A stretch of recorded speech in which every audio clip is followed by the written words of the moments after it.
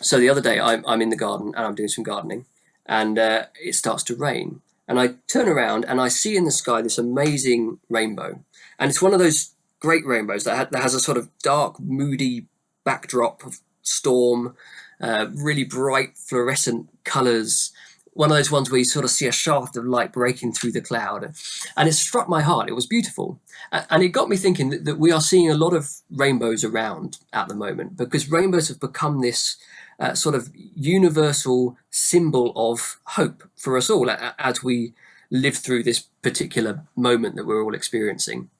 And it struck me that it's particularly significant for us as Christians that the rainbow should have become this symbol of hope, because the rainbow is a biblical symbol. It's a symbol that points us towards God and reminds us of God's promises to us.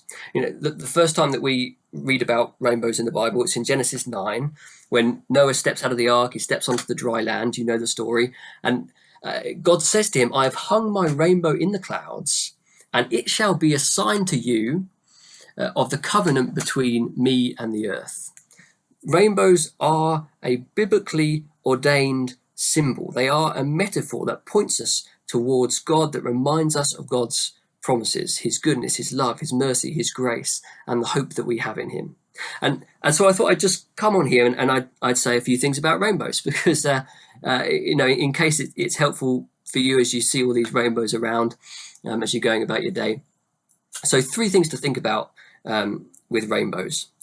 One is, when I see a rainbow at the moment, particularly, it reminds me that whatever I'm experiencing, whatever I'm going through, whatever I'm seeing in the world around me, God's promise to me is that his goodness will break through, that his light will penetrate the darkness and the darkness will not overcome it. You never see a rainbow on a bright, clear, sunny day. The background to a rainbow is always storm. It's always darkness. In fact, literally what you are seeing what you're looking at when you look at a rainbow is you are looking at the light through the rain. And that's a metaphor for us, right? So God doesn't promise to us that life is always going to be peachy, that we're not going to go through challenges and hardship and difficulty, that we're not going to have clouds and rain in our lives. But he says that as we look to him, as we look to the light through those things, that his light will always penetrate the darkness, that his goodness will always overcome, that his goodness will always prevail. And rainbows that we're seeing around us, they're a wonderful reminder of that truth, that God will prevail. Number 2, when I see rainbows at the moment, they remind me that whatever I'm experiencing, whatever I'm going through, I can know that in that thing, I can be absolutely assured that in that thing, God is for me, that God is acting for me. He is acting with my best interests at his heart. He's not against me. In that quote in Genesis 9, the rainbows are talked about in the context of this passage where God is talking about his mercy. And essentially he is saying to Noah and his family, I still see in you sinfulness. I still see in this world brokenness, but I am making a choice today not to destroy you. And I'm hanging my rainbow in the clouds as a sign to you, as a symbol to you of that promise. And the word that he uses there is really significant, because the word that he uses actually is not rainbow. It's obvious from the context that he's talking about rainbows, but the word that he actually uses is bow, as in bow and arrow, as in battle bow, as in a weapon of war. And he says, I'm hanging it up. I'm hanging it up as a sign to you, as a symbol to you. I am not at war with you. I am for you. I love you.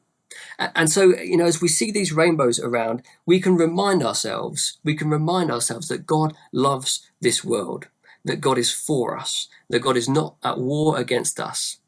God will prevail. God is for us. Number 3, rainbows, I suppose, are not just a reminder to us that God loves us and that God will prevail, a reminder of those promises, but it's also a metaphor that points towards the proof of that promise. So go with me on this. It would be kind of intimidating if he hung up his warbow in the sky and it was pointing down at the earth with an arrow poised, ready to shoot into the earth. that would be kind of an intimidating thing for God to do, right? But he doesn't. He hangs up his bow and he hangs it pointing upwards. And in doing so, he is pointing us towards the reason why he can be merciful to us, the reason why he can look at a sinful and a broken world and make that choice not to destroy us.